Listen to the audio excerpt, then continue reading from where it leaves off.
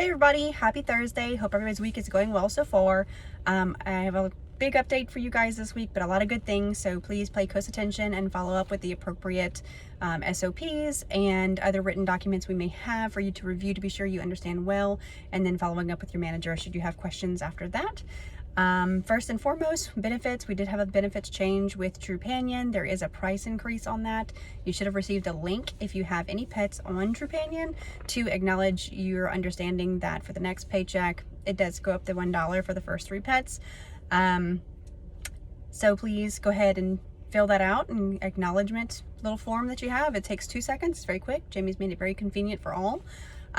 Or if for some reason you feel like you don't want to pay for that benefit anymore due to the increase, please select the decline the insurance and put that note in there so that you, Jamie can actually remove that from your pets and remove that benefit for you.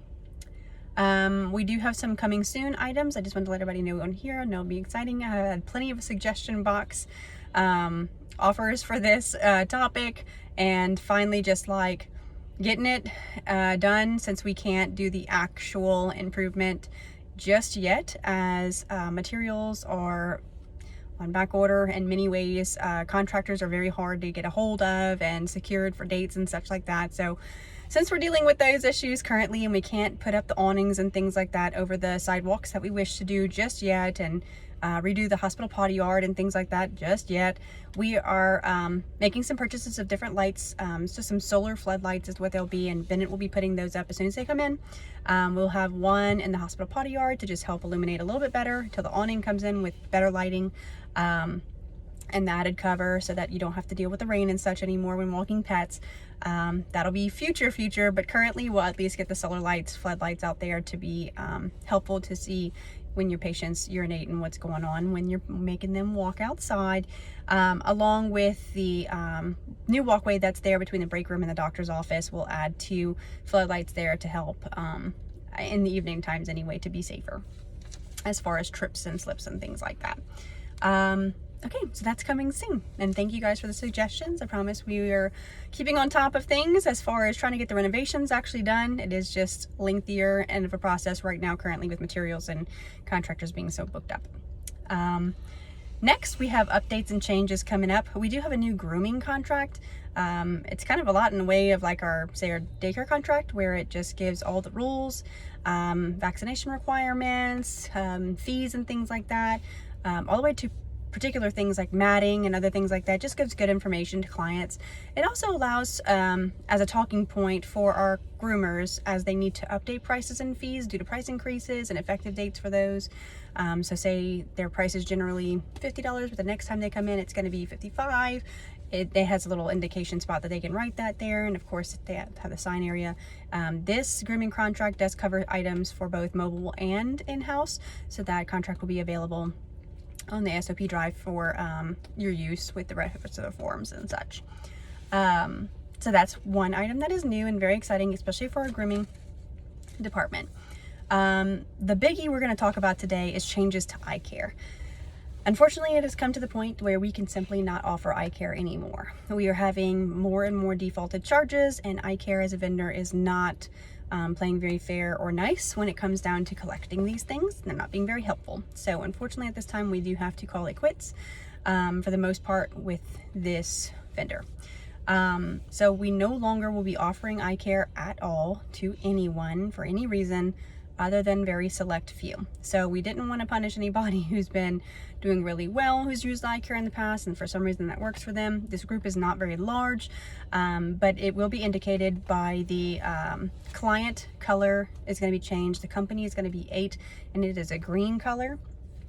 These clients are the only ones that will be allowed to furthermore use eye care after this Monday coming. Effective Monday, this will be implemented.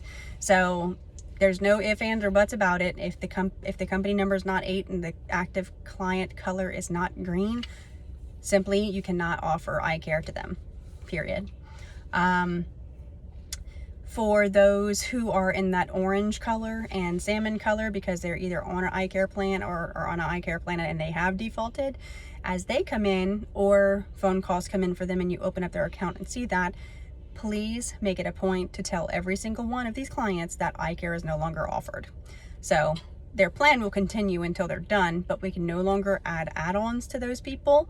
And we cannot do an additional plan once they're finished either.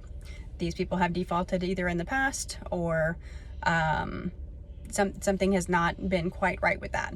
Those who are actively on an eye care plan and have never defaulted but are still in an eye care plan will be turned green. So Bear will keep up with that as they complete their plans, and they're all finished up. Those that are orange and salmon in color will go back to the normal active client color, not green ever. So that's for that. I need to let everybody know that first and foremost. So basically the rest of the process remains the same. If a client has any kind of financial issue and they're letting you know, by phone or in person, depending on what's going on there, you guys can we can always offer care credit. That's always going to be your first choice. If for some reason they don't have care credit, they do need to apply first. If they are declined for that, at that point, they can then apply for scratch. Again, they need to apply for both of those things before we go to the next thing. And then at that point, it's kind of a Hail Mary too. Call your mom, your dad, your sister, your brother, your friends, whoever, right, to try to help you. At that point, just reminding them of that and seeing if anybody can help them, and they can pay them back, kind of thing. Because that's basically all we can offer anymore. Should you have a situation where a client is in financial need and it's, whoops, too late, we've already done all the stuff that we can't take back, and they're now telling us that they don't have any money. Well, it's just like what we do now. We're going to do an in-house payment agreement with them. We're going to put a card on file and follow the full process, collect a down payment, whatever they have, and put them on an in-house payment plan. Kind of the same exact way that it happens now. Please read the full SOP to get the full details. Okay. But sometimes there'll be a pet that needs acute care immediately to be helped, and they're not in the green color, so you can't do eye care. They did decline for both care credit and scratch pay, and we're in a pickle. We need to then at that point refer them elsewhere, potentially, for care, or at the doctor's discretion, the doctor may offer an in-house payment agreement for these individuals that they truly feel in this one kind of treatment they can fix the pet, it'll survive and be healthy after that. We really shouldn't offer that ever to someone who's having such financial difficulty and really no means of paying at all for something that's going to be an ongoing condition for the rest of that pet's life. We may have to have other conversations at that point, because they don't have the financial ability, honestly, to take care of a pet with such long-term issues and that kind of thing. Again, this is a doctor's discretionary thing. It should be for simple, like acute care. Again, we can treat the pet, make them better, and we can do an in-house payment agreement at that point. This should only be, not for new clients really, not for anything else. This should be a good standing client that comes to us for wellness appointments, that we do their vaccines for them. They are a true client of ours, and they are just having a tough time. That's what that should be for. And again, it should be for acute care kind of thing, fixed and done after that appointment, and it's just a hefty bill. So again, doctor's discretion. They do have to sign off on the contract, and they offer that kind of thing. That way it's simply not, this is not a marketed item at all. As far as our in-house payment agreements, this is not marketed at all. Like I want to stress that again, because it's not something that we can truly offer on a large scale basis at all. We don't have a billing department and all that stuff. So this is truly for the in a pinch kind of situations for clients who routinely come into us. Alrighty, so I'm going to attach all the processes here and that contract for grooming.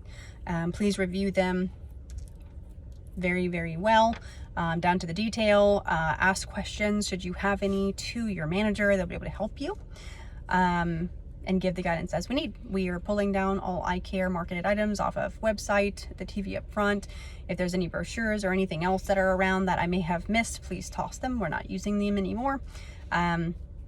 We have to keep the process obviously around just for the couple of folks who are in green and can still use eye care. But I think we all need to know how to use eye care well enough to be able to get by, but we're not going to offer, again, like, we don't need brochures. This is not going to be for anyone who's new. So we can toss all those kind of items away should we have any left that I missed. Lastly, on reminders, this is the last bit for the day. I'm sorry, it's a big one today. I just wanted to go over cleanliness, guys. I know the last 2 years have been wild. We have been double booked, triple booked, stacked on top of each other, busy in every single way. And that's generally what had been going on. But guys, I think we can all look around and say, especially at the hospital, we have room. We have room now. We have appointment openings. We have time. We need to sit back and reflect on that and know that we do.